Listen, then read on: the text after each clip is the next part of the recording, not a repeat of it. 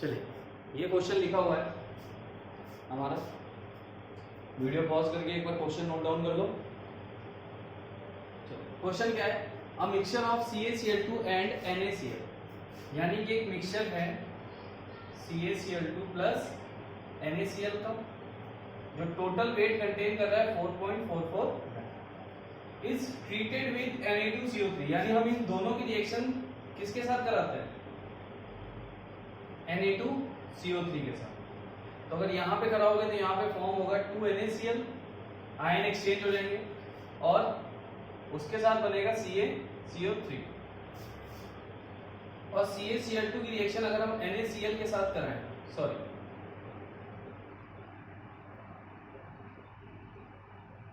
NaCl की reaction अगर हम Na2CO3 के साथ कराएं तो यहाँ पे कोई रिएक्शन नहीं, पहली चीज। ठीक, अगर मैं मानूं कि इस मिक्सचर में मैं मान लेता हूं जो CaCl2 है वो है x ग्राम, तो NaCl कितना होगा 4.44 माइनस x ग्राम। भाई दोनों का मिक्सचर 4.44 ग्राम कंटेन कर रहा था, CaCl2 मैंने x ग्राम मान लिया, तो NaCl कितना हुआ 4.44 माइनस x ग्राम। इतनी बात हो गई, यानी Na2CO3 के साथ सिर्फ ये रिएक्शन कर रहा है, ये रिएक्शन नहीं कर रहा। All the calcium ion as CaCO3, तो हमें CaCO3 मिल गया। The calcium carbonate so obtained is heated strongly.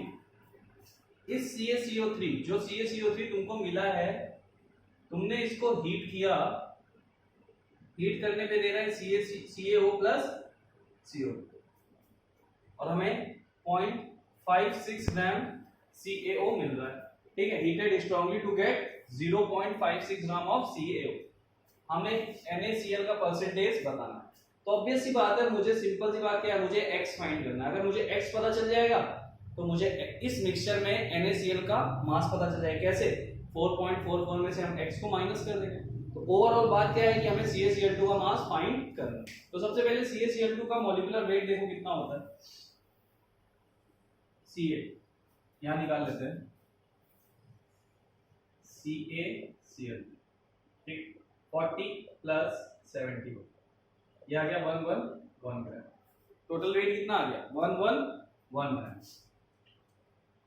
Concept of stoichiometry, initial relation लगाओ तो हम क्या बोलेंगे, इस रिएक्शन में देखो 111 ग्राम से तुम्हें CaCO3 कितना मिल रहा है, तो 111 ग्राम CaCl2 gives 100 gram of CaCO3, यानी 111 ग्राम CaCl2 जब तुम ले रहे हो तो CaCO3 तुम्हें कितना मिल रहा है 100 ग्राम, क्योंकि इसका मॉलिक्यूलर वेट कितना है 100। अगर तुम x ग्राम लोगे, x ग्राम CaCl2 कितना कैल्शियम कार्बोनेट देगा, तो 100 bye 111x gram of CaCl। ठीक है, तो इस रिएक्शन से हमें पता चला कि अगर हम x ग्राम CaCl2 ले रहे हैं तो हमें 100 बाय 111x ग्राम CaCO3 मिल रहा है। ठीक, अब CaCO3 को तुमने जब हीट किया तो ये कितना दे रहा है कैल्शियम ऑक्साइड 0.56।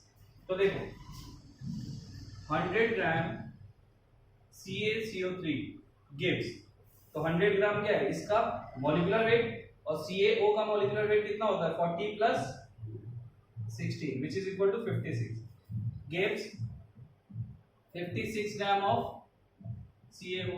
अगर 100 ग्राम CaCO3 56 ग्राम CaO दे रहा है तो इतना CaCO3 कितना देगा, तो 100 बाय 111x ग्राम CaCO3 gives कितना देगा 100 by 111 into 56 into x divide by 100, तो 100 से 100 कट गया, यानी 56 बाय 111x, इतना तुम्हें मिल रहा है।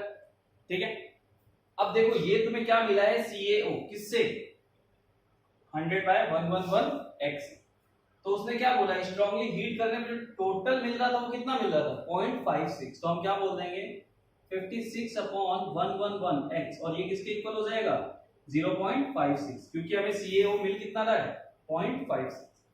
इसको सॉल्व करेंगे तो x की वैल्यू कितनी आएगी, इसको सॉल्व करने पे चलो देख लेते हैं, 0.56 into 111 डिवाइड बाय 56, इसको सॉल्व करोगे 100 आएगा, यानी कि 1.11 ग्राम। तो तुम्हारा x कितना आ गया 1.11 ग्राम, यानी कि मिक्सचर में CaCl2 कितना था 1.11 ग्राम। ठीक है, यहां तक एक बार नोट करो, ये रिएक्शंस में हटा रहा हूं।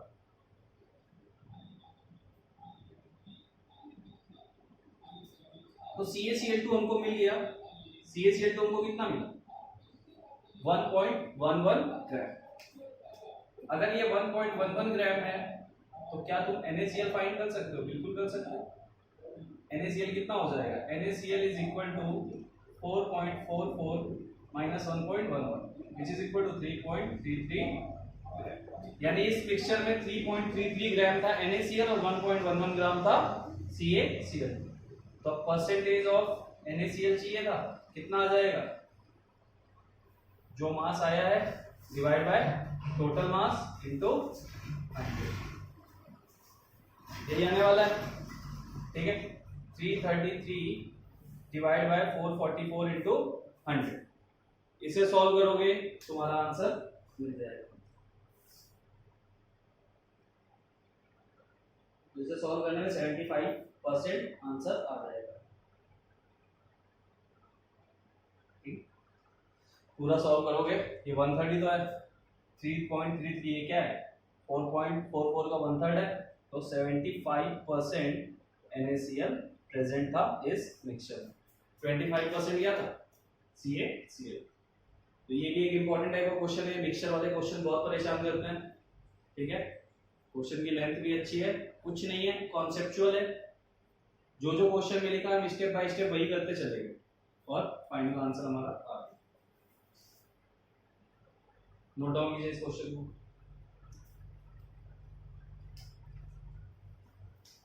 ये क्वेश्चन एडवांस में पूछा गया है और इसके बाद जो एक क्वेश्चन करा था सेम पैटर्न पे वो भी एडवांस पे पूछा गया है।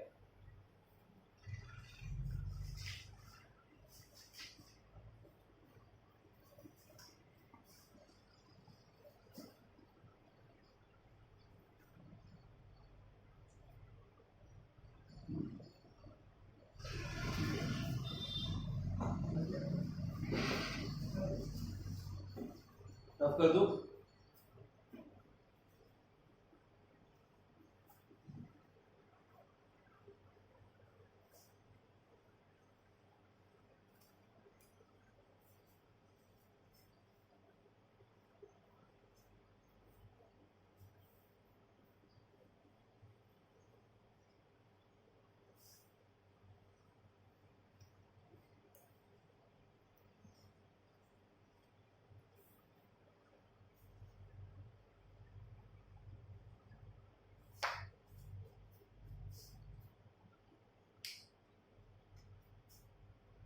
One gram of mixture of carbonates of calcium and magnesium gave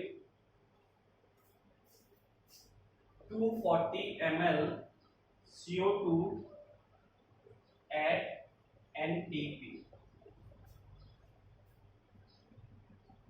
Calculate the percentage composition of the mixture। Same pattern का क्वेश्चन है, तो जितने लोग कर सकते हैं वो अभी के भी वीडियो पॉज करो और इस क्वेश्चन को सॉल्व करने का ट्राई करो। ठीक है, और बाकी लोग मेरे साथ ट्राई करते हैं कैसे होगा। देखो क्या बोल रहा है, कार्बोनेट्स, कार्बोनेट का मतलब CO3-2, ये होता है कार्बोनेट। तो किसका किसका कार्बोनेट है, CaCO3 प्लस MgCO3, और ये टोटल कितना कंटेन कर रहा है 1 ग्राम। अगर मैं मान लूं कि इसमें CaCO3 x है तो ये कितना हो जाएगा 1 माइनस x, और इन दोनों का एडिशन कितना हो जाएगा 1 में, यही होगा। इन दोनों की रिएक्शन अगर मैं देखूं तो CaCO3 gives CaO plus CO2 and MgCO3, उसकी रिएक्शन भी सेम होती है, MgO प्लस CO। तो दोनों से हमें CO2 मिल रहा है। हमारा क्वेश्चन क्या बोल रहा है, 240 ml यानी Ca और मैग्नीशियम इनके कार्बोनेट का मिक्सचर तुम लेते हो तो ये टोटल 240 ml ऑफ CO2 देते हैं, यानी टोटल तुम्हें 240 ml देंगे। किस पे, NTP। NTP का फुल फॉर्म होता है नॉर्मल टेम्परेचर एंड प्रेशर, और इसकी कंडीशन भी सेम होती है HTP जैसी, ठीक है। अगर मैं देखूं तो ये कितना है 100 ग्राम में CO2 कितना मिल रहा है, देखो स्टोइचियोमेट्रिक फॉर्म में हमें मास से वॉल्यूम फाइंड करना है, तो ये कितना दे रहा है 22400 या फिर 22.4 लीटर, या फिर इसी को हम क्या बोल सकते हैं 22400 ml, इतना ही दे रहा है ना। और इसको देखो तो ये कितना होता है 84, इसका मॉलिक्यूलर वेट कितना होता है 84, कैसे MgCO3 कैलकुलेट कर लेते हैं एक बार, 24 प्लस 12 प्लस 48 4 84 ही आता है। 84 ग्राम MgCO3 gives again 22400 ml of CO2, यानी कि दोनों के मॉलिक्यूलर वेट से हमको CO2 तो सेम ही मिल रहा है 22400 ml या फिर 22.4 लीटर। हमने CaCO3 को कितना मानना है x ग्राम, तो x ग्राम कितना देगा ये हम निकाल लेते हैं, तो x ग्राम कितना देगा 22400 into x डिवाइड बाय 100, ये यहां से आ जाएगा। और यहां पे हमने क्या माना है 1 माइनस एक्स, तो 1 माइनस एक्स ग्राम कितना देगा 22400 into 1 minus x divide bye 84। यहां तक तो बात समझ में आ गई भाई, CaCO3 और MgCO3 का मिक्सचर था, 1 ग्राम कंटेन कर रहा था, 1 ग्राम में से हमने इसको x मान लिया और ये 1 माइनस एक्स हो गया, दोनों का वेट 1 ग्राम था। हमने रिलेशन लगा दिया, रिएक्शन थी स्टोइचियोमेट्रिक फॉर्म, इनिशियल से इनिशियल रिलेशन लगाया मास से वॉल्यूम का, तो 100 ग्राम में 22.4 लीटर मिल रहा था, 22400 ml मिल रहा था, तो हमने इसका मिक्सचर में x ग्राम लिया था, तो x ग्राम में हमने फाइंड कर लिया कितना वॉल्यूम मिल रहा है, और यहाँ पे 1 माइनस x ग्राम में हमने फाइंड कर लिया कितना मिल रहा है। क्वेश्चन देखो क्या बोल रहा है, क्वेश्चन बोल रहा है Ca and Mg gave 240 ml CO2 at NTP, यानी ये दोनों मिलके कितना लेते हैं 240 ml, तो हम देख लेते हैं 22400 x upon 100 plus 22400 1 minus x upon 84 is equal to किसके हो जाएगा 240 ml, जैसे वहां पे 0.56 ग्राम CaO दे रहा, ठीक है। बस हो गया अपना क्वेश्चन सॉल्व यहां से।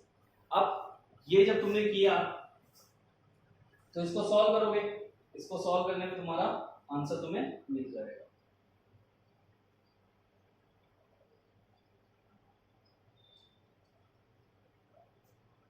अगर मैं देखूं तो ये कितना हो जाएगा 224x, और अगर इसको सॉल्व करके तुम देखते हैं, देखो यहां से सॉल्व करके इसको और शॉर्ट कर दो, कैसे शॉर्ट कर सकते हैं, यहां से कट हो सकता था ना 100 था, तो इसको कट करने के बाद ये कितना आ जाएगा 224x। वैसे इसको अगर हम सॉल्व करने की कोशिश करते 22400 डिवाइड बाय 84, तो ये कितना आता, ये आता 266.7 1 माइनस एक्स। तो हम एक काम करते हैं, हम इतनी बड़ी वैल्यू लेने की बजाय इसको शॉर्ट करके लेते हैं,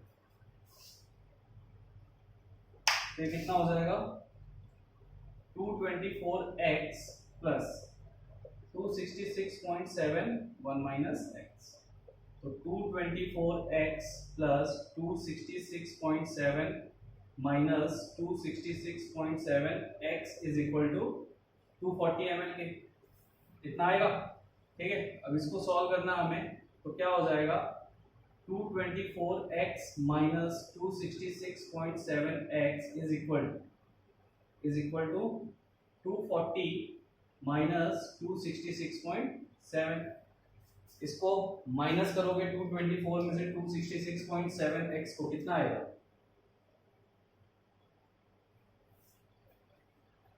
42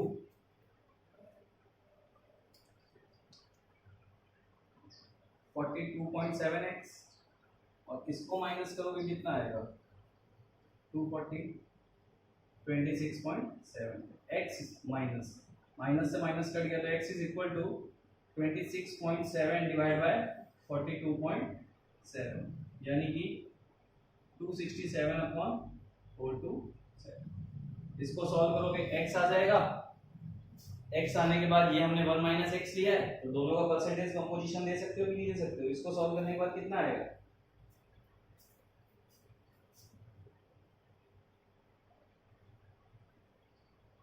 इसको सॉल्व करोगे 3 से तो कट होगा नहीं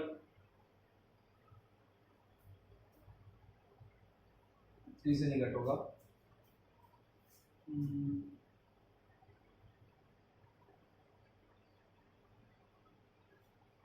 तो इसका देख लो मैं आंसर बता देता 0.625 आ जाता है 0.625 ग्राम क्या आ जाता है x और x हमने किसको लिया था CaCO3 यानी CaCO3 मिक्सचर में कितना है 0.625 तो MgCO3 कितना होगा 1 माइनस 0.625 और 1 माइनस 0.625 कितना हो जाएगा 0.375 ग्राम। ठीक अब दोनों का तुम्हारे पास वेट आ गया है दोनों का तुम्हें परसेंटेज चाहिए तो परसेंटेज कितना आ जाएगा जो इनका वेट आया वही परसेंटेज आ जाएगा क्योंकि टोटल वेट तो 1 है ना तो परसेंटेज हम कैसे निकालते हैं given weight divide by total weight into 100 तो 0.625 डिवाइड बाय 1 इनटू 100 कितना आ जाएगा 62.5% और इसका कितना हो जाएगा 37.5%।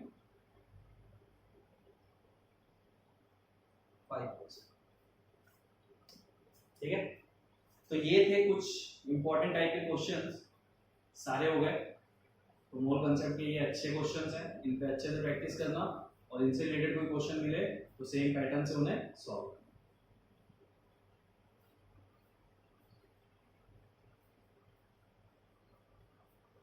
नोट डाउन कर लीजिए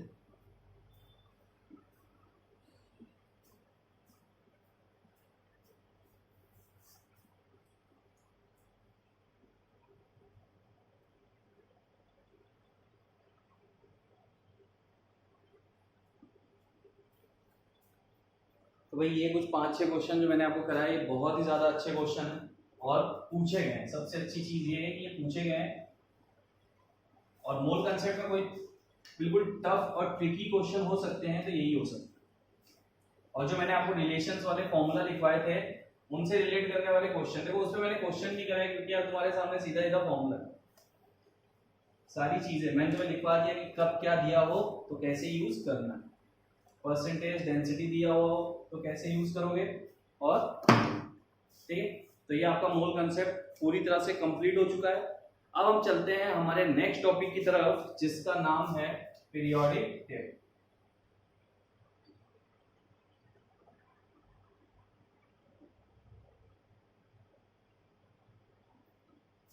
तो देखो पीरियोडिक टेबल आप सबने कभी ना कभी देख रखा है। ठीक है इस चैप्टर को स्टार्ट करने से पहले सबसे जरूरी चीज क्या है कि आप सबके पास पीरियोडिक टेबल होना चाहिए। अगर आपके पास पीरियोडिक टेबल नहीं है और आप इस चैप्टर को पढ़ रहे हो तो कोई मतलब नहीं। सबके पास पीरियोडिक टेबल होना चाहिए। जब भी मैं इस चैप्टर को पढ़ाऊंगा तो आपको पता होना चाहिए कि हम किस बारे में बात कर रहे हैं और हम क्या बातें कर रहे हैं। ठीक है तो पहली चीज आज की डेट में सब लोग कहीं से भी पीरियोडिक टेबल का अरेंजमेंट कर लो। ठीक अब देखो अगर मैं आज इस चैप्टर को स्टार्ट नहीं कर रहा बट इसका बेसिक तुम्हें बता देता हूँ। पहले तुम्हें मैं बता देता हूँ पीरियोडिक टेबल को हम कैसे देखते। देखो जो तुम्हारी पीरियोडिक टेबल आज के टाइम में है ना वो मॉडर्न पीरियोडिक टेबल कहलाती है। उसे हम मॉडर्न पीरियोडिक टेबल बोलते हैं और उससे पहले जो लोग पढ़ते थे उसका नाम था मेंडलीव्स पीरियोडिक टेबल। ये चीज क्लियर है। आज के टाइम में जो पीरियोडिक टेबल तुम पढ़ रहे हो वो मॉडर्न पीरियोडिक टेबल है और जो पहले तुम पढ़ते थे उसका नाम था मेंडलीव्स पीरियोडिक टेबल। तो जो मॉडर्न पीरियोडिक टेबल है वो कुछ इस टाइप की दिखती है। जब आप लोग देखोगे तो आपको इस टाइप की वो दिखेगी।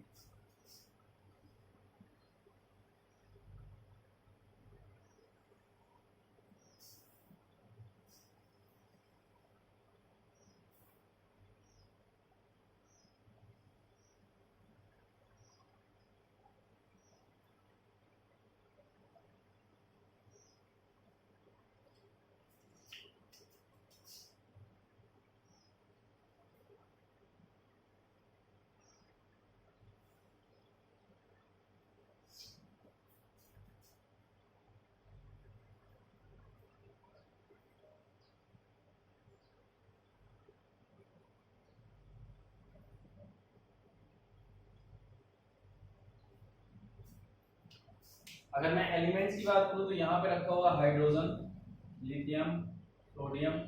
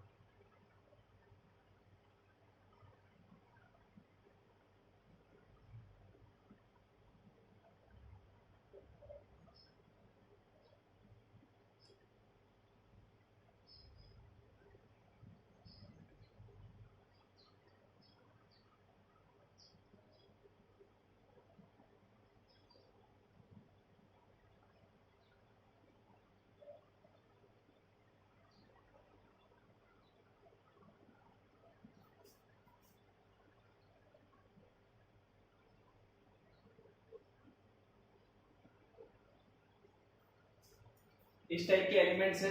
और यहाँ पे पीरियोडिक टेबल के नीचे एक और इस टाइप का ब्लॉक दिखता है। तो जो आज की पीरियोडिक टेबल है वो जनरली 4 ब्लॉक में डिवाइड है। देखो ये जो 2 लाइन तुम्हें दिख रही है इसको हम बोलते हैं एस ब्लॉक, इसको हम बोलते हैं एस ब्लॉक। ये होता है पी ब्लॉक। तो जो भी चीजें मैं इसमें बताऊंगा इसको ऐसे कैसे बना के नोट डाउन कर लेना। ये होता है डी ब्लॉक और इसको हम बोलते हैं एफ ब्लॉक। ये होता है एफ ब्लॉक। तो modern periodic table basically 4 blocks में डिवाइड है, S block, P block, D block और एफ ब्लॉक। एसपीडीएफ जो मैंने तुम्हें इलेक्ट्रॉनिक कॉन्फ़िगरेशन सिखाया था 1s 2s 3p 4d 4f वो यही था। यानी जब इसमें एलिमेंट होते हैं तो 4f 5f इंट्रोड्यूस होने लग जाते हैं, यहाँ वाले एलिमेंट्स में डी आने लग जाते हैं। इनमें अगर इसके नीचे जाओगे तो मतलब मैं आगे सिखाऊंगा ये सब। ये होता है एस ब्लॉक, अगर इसके एलिमेंट्स है तो उसके लास्ट में एस आता है, इधर वालों में पी आता है, इसमें एफ और इसमें डी। बट टोटल 4 टाइप के ब्लॉक होते हैं एस पी डी एफ। तो पहली चीज ये जो एस ब्लॉक होता है इसमें जनरली होते हैं मेटल्स, यानी ये जो 2 लाइन है ये प्योर मेटल्स की होती है। पी ब्लॉक में जनरली होते हैं नॉन मेटल्स। बट इसमें जो लाइन होती है ना बोरॉन एल्यूमिनियम, तो बोरॉन एल्यूमिनियम ये सब मतलब ये मेटल्स में ही आते हैं। But P block generally contain करता है नॉन मेटल। ये कंटेन करता है मेटलॉइड्स और सेमी मेटल। मेटलॉइड्स का मतलब क्या होता है? मेटलॉइड्स वो होते हैं जिसमें मेटल की प्रॉपर्टी भी हो और नॉन मेटल की भी। और जो एफ ब्लॉक होता है इसमें होते हैं हैवी मेटल्स और रेडियोएक्टिव एलिमेंट्स। रेडियोएक्टिव एलिमेंट्स का मतलब क्या होता है? रेडियोएक्टिव एलिमेंट्स का मतलब होता है पहली चीज ये किसी से रिएक्शन नहीं करते, ये खुद का डिके करते हैं। जैसे अपन इंसान अपनी एक लाइफ होती है, अपन 50 साल 40 साल 60 साल ये जीते और निकल लेते हैं, है ना, दुनिया में बोझ बनते नहीं। वैसे इन एलिमेंट्स का होता है, ये भी ज्यादा बोझ नहीं बनते, अपने आप ही खत्म होते रहते हैं। बट इनकी लाइफ बहुत ज्यादा भी हो सकती है, बहुत कम भी हो सकती है, हजारों साल हो सकती है, लाखों साल हो सकती है, एक दिन 1 घंटे भी हो सकती है। अपना तो फिक्स है, अपने साथ ऐसा नहीं, अपना फिक्स नहीं है, कभी भी कुछ हो सकता है, ठीक है। बट इनके साथ देखो, अपना छोड़ो, अपन सब हेल्दी रहेंगे।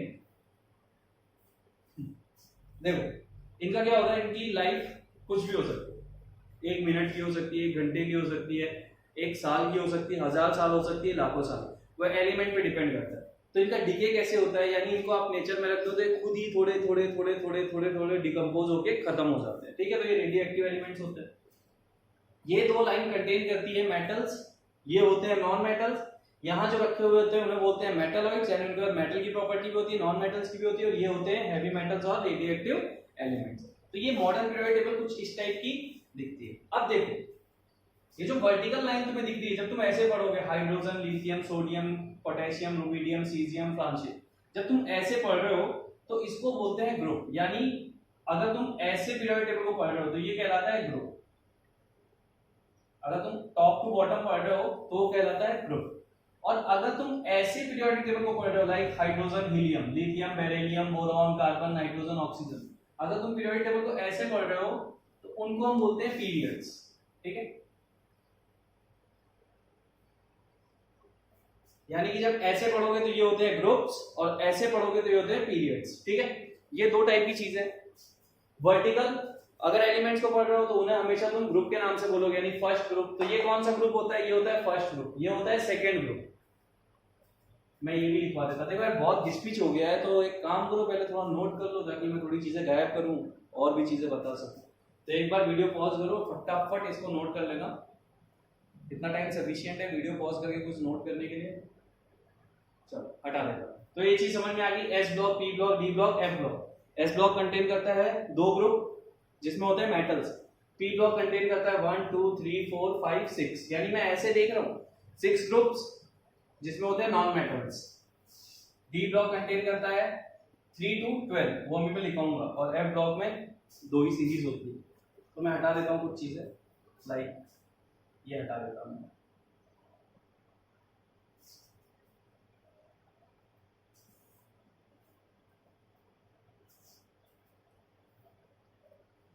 तो ये कौन सा ग्रुप होता है? ये होता है फर्स्ट ग्रुप, यानी hydrogen, lithium, sodium, potassium, rubidium, caesium, francium, ये तुम्हारे आते हैं फर्स्ट ग्रुप में। Beryllium, magnesium, calcium, strontium, barium, radium, ये आते हैं तुम्हारे सेकंड ग्रुप में। जो डी ब्लॉक होता है वो 3 to 12, यानी 3 to 12 vertical line, total 10 vertical line बीच में आती है। 1 2 3 4 5 6 7 8,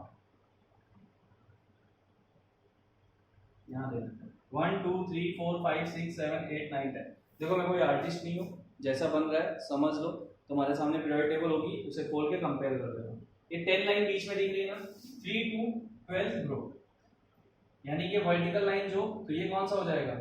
थर्ड, ये फोर्थ, फिफ्थ, सिक्स, 7 8 9 10 11 12। तो यहाँ से क्या स्टार्ट हो जाएगा? 13, ये हो जाएगा 14th ग्रुप, ये हो जाएगा 15th ग्रुप, ये हो जाएगा 16th ग्रुप, ये हो जाएगा 17th ग्रुप, और ये हो जाएगा 18th। तो याद रखना, अगर तुम इसको ऐसे पढ़ोगे तो ये होते हैं ग्रुप्स, और अगर तुम ऐसे पढ़ोगे तो ये होते हैं पीरियड्स। ठीक है, अगर मैं तुमसे पूछूं इस पीरियोडिक टेबल में टोटल ग्रुप कितने हैं, तो टोटल ग्रुप कितने हैं? 18, यानी टोटल वर्टिकल लाइन कितनी है? 18। तो ग्रुप कितने हो गए पीरियोडिक टेबल में? 18। और अगर मैं पूछूं पीरियड कितने हैं, तो 1 2, यानी अब ऐसे देखोगे तो 1 2 3 4 5 6 7, यानी अगर मैं बात करूं तो पीरियोडिक टेबल में टोटल 7 पीरियड्स हैं और 18 ग्रुप्स हैं। ये चीज क्लियर हुई? 18 तो ग्रुप होते हैं और 7 पीरियड्स होते हैं। देखो बहुत ही ज्यादा इजी चैप्टर है, बहुत ही ज्यादा इंपॉर्टेंट चैप्टर है। वैसे केमिस्ट्री को एलिमेंट्स के नाम से ही जाना जाता है, बाकी चीजें तो उठा के डाल दी गई, क्यों जेई में कुछ तो करोगे, सिर्फ इन पे थोड़े ना क्वेश्चन देके क्वेश्चन करके आ जाओगे। तो जेई वालों ने थोड़ा दिमाग चलाया और टॉपिक को अलग अलग टाइप से डिवाइड कर दिया। बट मोस्ट इंपॉर्टेंट, केमिस्ट्री को लोग जानते हैं इन एलिमेंट्स, यानी ये एलिमेंट्स ही। अगर कहीं पीरियोडिक टेबल देख लोगे तुम्हारे दिमाग में ये नहीं आएगा ओहो मैथ आ गया, नहीं हिस्ट्री नहीं, तुम सीधा बोलोगे भाई ये केमिस्ट्री है, ये पीरियोडिक टेबल साइंस से रिलेट करते हो। साइंस की किस ब्रांच से? केमिस्ट्री से। तो ये चैप्टर बहुत ज्यादा इंपॉर्टेंट है, बेसिक है और बहुत इजी है। सबसे पहली चीज मजा आएगा इसको पढ़ने में। तो टोटल ग्रुप 18 और टोटल पीरियड्स 7। तो बहुत सारी बेसिक चीजें मैंने तुम्हें अभी तक बताई, अब इसको भी साफ करो और भी चीजें बताता, उड़ा दो इसको जल्दी जल्दी। अब नाम बताता किसके क्या नाम होते हैं ग्रुप्स के। एस ब्लॉक का दूसरा नाम क्या होता है?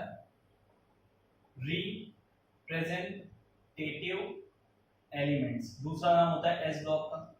और तीसरा नाम होता है नॉर्मल एलिमेंट्स, ये होता है तीसरा नाम। तो कॉपी को ना हॉरिजॉन्टल करना और बड़ा सा बनाना, तब ये अच्छे से लिखा जाएगा। पी ब्लॉक के भी सेम नाम होते हैं, representative elements and normal elements. P block और एस ब्लॉक के सेम नाम होते हैं, सिर्फ एस और पी ब्लॉक ये अलग अलग होता है, बाकी दोनों नाम सेम है। डी ब्लॉक को हम बोलते हैं ट्रांजिशन एलिमेंट्स। डी ब्लॉक का नाम होता है ट्रांजिशन एलिमेंट्स, और एफ ब्लॉक जो होता है उसे हम बोलते हैं इनर ट्रांजिशन एलिमेंट्स। अब इनर ट्रांजिशन एलिमेंट्स इसको क्यों बोलते हैं ये मैं तुम्हें अभी आगे समझाऊंगा। इनर ट्रांजिशन एलिमेंट इसको क्यों बोलते हैं ये मैं तुम्हें आगे समझाऊंगा, ठीक है। इतना नोट डाउन करो, इसमें भी चीजों को रफ करो। तो ये इन ग्रुप के दूसरे नाम है। एस ब्लॉक का दूसरा नाम होता है रिप्रेजेंटेटिव एलिमेंट्स और नॉर्मल एलिमेंट्स। पी ब्लॉक का दूसरा नाम होता है रिप्रेजेंटेटिव एलिमेंट्स और तीसरा नाम होता है नॉर्मल एलिमेंट्स, ठीक है। डी ब्लॉक का दूसरा नाम होता है ट्रांजिशन एलिमेंट्स और एफ ब्लॉक का दूसरा नाम होता है इनर ट्रांजिशन एलिमेंट्स।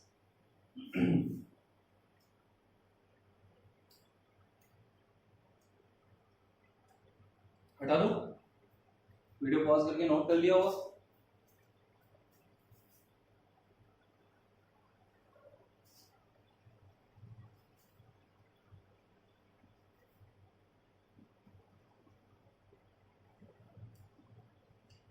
इतनी बात तो तुम्हें समझ में आ गई ना, तो देख के समझ जाओगे ना कौन सा एस ब्लॉक है कौन सा पी ब्लॉक है। अभी पहले तो इनका नाम लिखवा देता।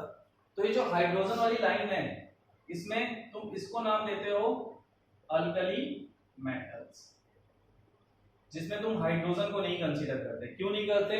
क्योंकि पूरी पीरियोडिक टेबल में सिर्फ हाइड्रोजन की पोजीशन फिक्स नहीं है। ये हाइड्रोजन यहाँ पे रखा जरूर है लेकिन इसकी पोजीशन नहीं है। इसकी पोजीशन ये भी हो सकती है फर्स्ट नंबर, और इसकी पोजीशन फ्लोरीन के ऊपर भी हो सकती थी, ठीक है। वो सब आगे तुम्हें समझ में आएगा क्यों। अभी तुम इतना ध्यान रखो कि अल्कली मेटल्स में हाइड्रोजन को छोड़ के बाकी सारे अल्कली मेटल्स इनका नाम होता है। इसका नाम होता है अल्कलाइन अर्थ मेटल। तो अगर तुम्हारे यहाँ पे जगह नहीं हो ना तो तुम कॉपी में कैसे लिख सकते हो?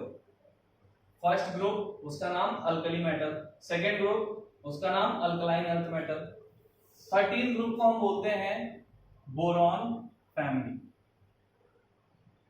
14 को बोलते हैं कार्बन फैमिली, 15 को बोलते हैं नाइट्रोजन फैमिली, 16 को बोलते हैं ऑक्सीजन फैमिली। तो भाई 70 और 80 ना लिखूं। 17 जो एफ वाली लाइन है इसको हम बोलते हैं, देखो मैं यहां लिखवा देता, इसको हम बोलते हैं हेलोजन। अब इसको मत बोल देना फ्लोरीन फैमिली, इनका नाम अलग होता है। इनको हम बोलते हैं हेलोजन, और हेलोजन को हम इंडिकेट करते हैं ऑलवेज एक्स से। अगर कहीं पे एक्स लिखा हो तो समझ जाना वो 17 ग्रुप की बात कर रहा है। 13 group boron family, 14 carbon family, यानी जो पहले एलिमेंट है उसके नाम पे इनका नाम पड़ गया ऑक्सीजन फैमिली, लेकिन फ्लोरीन वाली लाइन का नाम होता है हेलोजन। और ये जो 18 ग्रुप तुम्हें दिख रहा है ये सब जानते होंगे कि इनको बोला जाता है नोबल गैसेस। ये क्या होती है? Noble gases. तो ये हो गया 18 ग्रुप का नाम होता है नोबल गैस, ठीक है। तो ये कुछ ग्रुप्स के नाम हो गए। पीरियड्स के हम कोई नाम नहीं देते, वो एज इट इज रहते हैं। तुम्हारे क्या क्या क्वेश्चन है? तुम्हारा पहला क्वेश्चन कि total number of groups 18, total number of period 7, ठीक है। इतनी बात हो गई। अब मैंने तुम्हें इसका नाम बताया था inner transition element. Inner transition element क्यों? क्योंकि ये डी ब्लॉक से निकला है, डी ब्लॉक के अंदर से निकल के ये ग्रुप आया है, ये अलग से नहीं आया। पीरियोडिक टेबल तो यहीं तक है, यही होती है पीरियोडिक टेबल। ये तो अलग से निकाल के रखा गया है। क्यों? क्योंकि इनको हम अंदर सेट नहीं कर सकते थे। कैसे नहीं सेट कर सकते थे? तो सबसे पहला क्वेश्चन में तुमसे पूछे कोई कि भाई एफ ब्लॉक डी ब्लॉक के किस ग्रुप और किस पीरियड से निकला है? तो याद रखना जब पीरियोडिक टेबल देखोगे तो तुम्हें यहां पे दिख जाएगा La और Ce, और यहां पे भी तुम्हें La और Ce लिखा मिल जाएगा। तो डी ब्लॉक के थर्ड ग्रुप और 6th एंड 7th पीरियड से ये ग्रुप निकला हुआ। अब देखो इसमें टोटल 14 एलिमेंट्स है, 28 एलिमेंट्स, और उनको हमें सिर्फ इन दो जगह पे रखना था। ये तो एक एक एलिमेंट की जगह है ना, यहाँ पे 14 एक एलिमेंट की जगह 14 एलिमेंट पुट कर सकते थे क्या? नहीं कर सकते थे। इसलिए इसको निकाल के बाहर रख दिया गया और यहाँ पे 14 एलिमेंट्स अरेंज किए गए। तो ये चीज याद रखना, जो एफ ब्लॉक होता है वो डी ब्लॉक के अंदर से निकला होता है, और डी ब्लॉक के कहां से, अगर तुमसे कोई पूछे कि डी ब्लॉक में कहां से निकला होता है, तो third group 6th and 7th period से निकला होता है। यानी ये दो पोजीशन होती है, इन दो पोजीशन पे 14 एलिमेंट्स आने चाहिए थे। अगर मैं इसको उठा के यहाँ रख दूं तो पूरी पीरियोडिक टेबल में सारे एलिमेंट्स आगे पीछे हो जाते हैं, अनसिस्टमैटिक हो जाते हैं। दैट्स व्हाई इनको उठा के नीचे ले आएगा, क्योंकि देखो यहाँ पे एक एलिमेंट ही रखा जा सकता है, हर ब्लॉक में एक एक एलिमेंट रखा होगा। अब एक ब्लॉक में 14 एलिमेंट्स अरेंज करना बहुत मुश्किल था, क्योंकि इसकी जो पोजीशन है ना वो सिर्फ इतनी सी जगह में आनी चाहिए थी, यानी कि ये पूरे 14 एलिमेंट्स सिर्फ इस जगह में आने चाहिए थे, सिर्फ थर्ड ग्रुप के इस वाली जगह में, जो भी पॉसिबल नहीं था। और जो ये सी वाली लाइन है ना वो इस जगह में आने चाहिए थे, तो ये भी पॉसिबल नहीं। एक एक एलिमेंट की जगह पे हम 14 एलिमेंट नहीं रख सकते। दैट्स व्हाई हमने एक अलग से ग्रुप बनाया एफ ब्लॉक, और इसको हमने नाम दिया इनर ट्रांजिशन एलिमेंट, क्योंकि ये डी ब्लॉक से ही निकला हुआ है। डी ब्लॉक के third group 6th and 7th periods, इसलिए इसका नाम इनर ट्रांजिशन एलिमेंट होता है। Inner transition element means D block transition element के अंदर से निकला है, इसलिए इनर ट्रांजिशन एलिमेंट। तो ये था पीरियोडिक टेबल का कुछ बेसिक, ठीक है। यानी पीरियोडिक में बहुत कुछ डाटा है यार, इसमें तो बहुत कुछ बताने के लिए, आगे आगे जैसे पढ़ोगे फिर मैं बताऊंगा। इसीलिए बोल रहा हूँ पीरियोडिक टेबल ले लो, ताकि मैं यहाँ पे एक पीरियोडिक टेबल लेके तुम्हें इजीली सारी चीजें समझा सकूं। तो एक चीज याद रखना, अगर इस चैप्टर को अच्छे से ऑब्जर्व करना तो तुम सबके पास पीरियोडिक टेबल होना चाहिए, ठीक है। तो ये कुछ बेसिक बातें थी, मैं हट जाता हूँ, इसका तुम वीडियो पॉज करके सारी चीजें लिख लेना। और जो मैंने आज बताया है ये सारी चीजें तो तुम्हें हर कंडीशन में आज से ही पता होनी चाहिए। कोई डाउट होता है मुझसे पर्सनली पूछ लेना, ठीक है। आप लोग मुझे ग्रुप पे मैसेज कर देना, आपके सारे डाउट्स बता दूंगा, क्या दिक्कत है, क्या दिक्कत कहाँ पे आ रही है। अगर इनमें से कोई भी चीज समझ में ना आए तो अब धीरे धीरे जब टॉपिक स्टार्ट होगा तो इसमें बहुत प्यारी प्यारी चीजें हैं, वो सारी चीजें मैं तुम्हें समझाऊंगा, ठीक है। तो आज का लेक्चर यहीं तक रखते हैं। वो क्वेश्चन जो मोल कॉन्सेप्ट के थे उन्हें अच्छे से ऑब्जर्व करना, और इस पीरियोडिक टेबल को भी अच्छे से ऑब्जर्व करना, और हो सके तो आज की डेट में अपने पास एक पीरियोडिक टेबल रख लो, क्योंकि कल से मैं इसके लेक्चर्स देना स्टार्ट कर दूंगा। मोस्टली हम इसको 10 लेक्चर में कंप्लीट कर लेंगे। 10 लेक्चर का टॉपिक है, पहले 2 चैप्टर बड़े थे और इसके बाद जो चैप्टर आएंगे वो भी बड़े होंगे, लेकिन ये बहुत छोटा चैप्टर है। चैप्टर ये भी बड़ा है, लेकिन मैं बहुत छोटे से निपटा दूंगा इसे, टेंशन मत लो। हाँ, बहुत अच्छे से समझा दूंगा, उसका टेंशन आप लेना मत। और ये चैप्टर तुम्हें बहुत अच्छे से आना चाहिए, आए तुम थोड़ी, जैसे तुमने अभी इन 2 चैप्टर में मेहनत की ना, उसका 50% इस पे कर लोगे ना, तो उन दोनों चैप्टर से ज्यादा अच्छा चैप्टर करवा दूंगा मैं तुम्हारा, ठीक है। तो ये थी बेसिक बातें, इनको नोट डाउन कर लो और अच्छे से ऑब्जर्व करो। चलिए बाय बाय, टेक केयर, मिलते हैं कल की क्लास में, ध्यान रखो सब अपना।